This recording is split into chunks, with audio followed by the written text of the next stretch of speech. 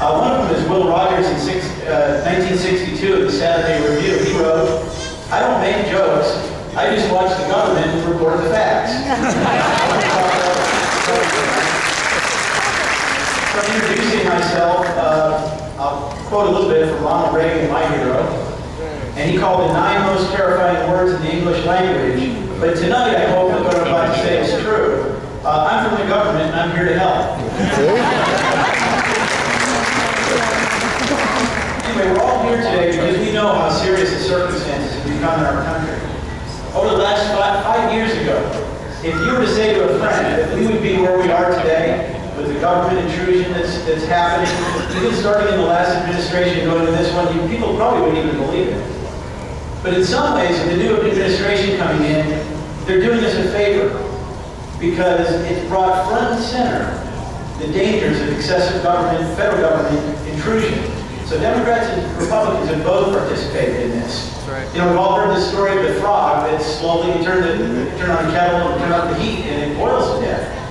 So in some ways, I think that President Obama, by him overreaching, has done a favor because so many people now that never gave these things a thought, never really gave the Constitution a thought, are becoming involved in the process. And I suspect there's probably a lot of those in this room. You know, I know many of you are grassroots activists here. I can tell that by your enthusiasm. Or I know the other day, instead of grassroots, Nancy Pelosi referred to a lot of you as AstroTurf. Charge people in this room to educate our citizens of what this really means to our lives and our future, the federal government intrusions.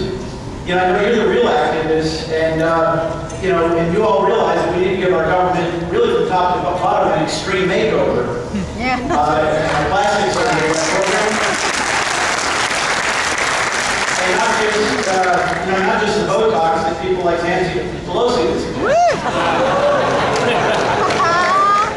Last night, our president said, and I'm going to quote here, "I don't want the folks who created the mess to do a lot of talking. I want them to get out of the way so we can clean up the mess." I don't think so. We will talk and we will act.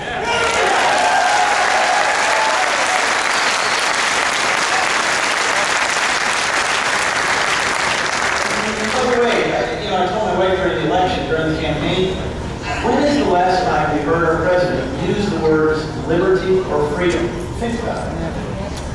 All right, I'm going to share with you a few things we're doing in the Florida legislature to fight back against today's federal government trying to play the same role in our lives as King George tried to do with the colonists over 200 years ago. On Independence Weekend, we rolled out, many have heard of House Memorial 19. We like to call it the 10th Amendment Resolution.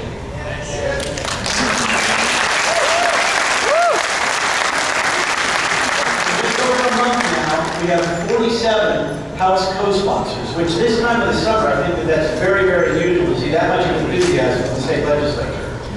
The 10th Amendment states, and I'll read it for the benefit of you all here, "The powers not delegated to the United States by the Constitution nor prohibited by it to the states are reserved to the states respectively or to the people."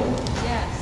I'm just going to read a few sentences from the bill that pretty much encapsulates what this does. This is the actual text from what is filed. "Be it resolved that the Florida legislature claims sovereignty under the 10th Amendment to the Constitution of the United States over all powers not otherwise enumerated and granted to the federal government by the Constitution of the United States." Woo!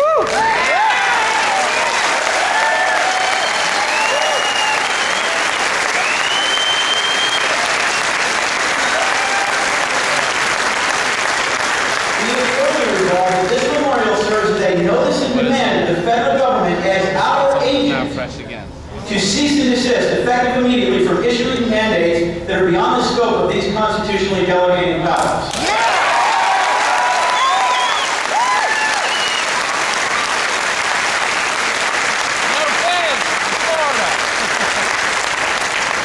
Our founders recognized that we have unalienable rights that are given by God that cannot be taken away.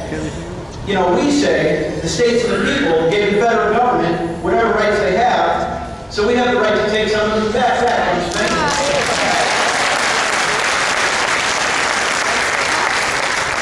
So you might say that our order of authority would be going back to the Declaration, God first, the people second, the states third, the federal government fourth. It's clear to me that President Obama is attempting to change that order. It seems he would prefer Barack Obama 1, federal government 2, the states and the people, whatever. And I knew they called them inside during the election, but I didn't think they were serious. Anyway, what better way to play God in our lives than control our bodies through controlling our health and our health care? That's right. I'm sure many of you have heard of House Bill 3200, which is sometimes known as Obamacare. Have you heard of that before? You know, it's funny, I read today, during the Democratic primary, Hillary Clinton first brought up the health care as an issue, and of course Barack Obama in the Democratic primary had to one-up her and come up with something even more extreme, so they're calling this Hillary's Revenge Act, which I thought was funny. I think you're going to like what we're going to do here in Florida. Last Monday, I filed in the House and Senator Baker in the Florida Senate the Florida Healthcare Freedom Act. Woo! It's House Joint Resolution 37.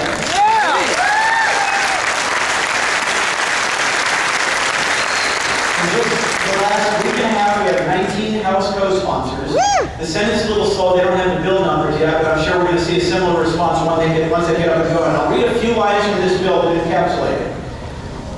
Quote, to preserve the freedom of all residents of the state to provide for their own health care, a law or rule shall not compel any person, employer, or health care provider to participate in any health care system, which would include a government one.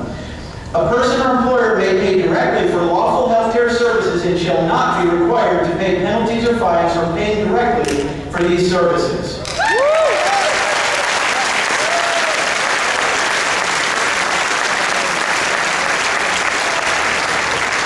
Now, this is a simple bill that just says that we as Floridians don't want to be fined or penalized for the choices that we make over our own bodies and for our own health care.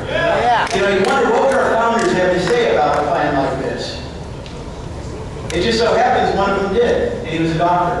222 years ago, in 1787, Dr. Benjamin Rush, who was a signer of the Declaration of Independence and a delegate to the Constitutional Convention, he worked to have medical freedom put directly into our Constitution as a key issue. It didn't get in there, but here's what his warning was. He warned that medicine could become, quote, an undercover dictatorship and force people who wish doctors and treatment of their own choice to submit to only what the dictating outfit offers.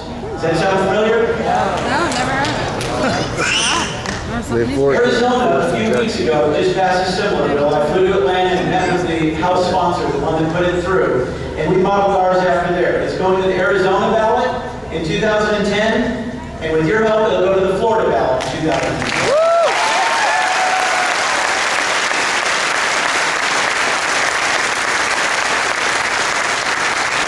These two bills, along with another one that I'm sure Senator Baker will talk about, will form the basis for what we're calling the Florida Freedom Caucus within the legislature. All of these bills are our attempt to fight back against some of these unconstitutional acts by our federal government. Here's a few ways you can help. We set up a website that lists information about the three bills, that lists the co-sponsors, the description, and so on and so forth. We put up a website, flfreedom.org. It went active this afternoon in its current form and has all three bills, like I said. We have a spot where you can sign on as a citizen co-sponsor to lend your name to support these bills. You can also call your state house members and state senators and challenge them to get to sign on as a co-sponsor as